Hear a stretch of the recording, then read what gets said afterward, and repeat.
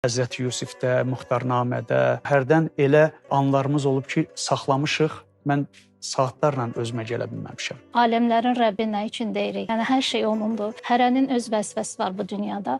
Bizim də o istədiyini verə bilər. İstədiyi anda, istədiyi fonda verə bilər və ala da bilər. Son illər Tağıyev filmi ilə də daha çox gündəmə gəldiniz. Tağıyev obrazını canlandırmaqla yeri gəlmişkən deyəsən Oskara namizəd də olunub. Bu qədər keyfiyyəti Allah onun üçün cəm edib. Kimlərin anasıdır, kimin həyat yoldaşıdır və kimin qızıdır. Təsvir sənəti ümumiyyətlə, yəni Həzrəti Əlinin Qurani-Kərimi yazarkən onu süsləməsi ilə, yəni bəzənməsi ilə, o naxışlarla başlayıb. Bəzən biz lütfün fərqinə varmırıq. Çünki möcüzə axtarırıq. Halbuki əsl möcüzə aldığımız nəfəsdir. Həzrəti Peyğəmbərimizin qızı adi şəkildə təqdim oluna bilməz. Hər bir sənətkarın əsəri onun öz ruhunu əks etdirir. Eyni zamanda da yəni əksidir. İşlədikcə ruhumuz qidalanır. Sanki Allahdan gəlib Allaha dönən bir tərəf kimi mən baxıram. Bugün cəmiyyətlər üçün məhz Peyğəmbərin qızı xanım Fatimə Zəhra nümunə olaraq onun xüsusiyyətləri göstərilməlidir. Bütün anaların keyfiyyəti, bütün müqəddəs keyfiyyətləri orada göstərmək lazımdır. Əgər kimsə onu göstərə bilərsə, böyük adamdır.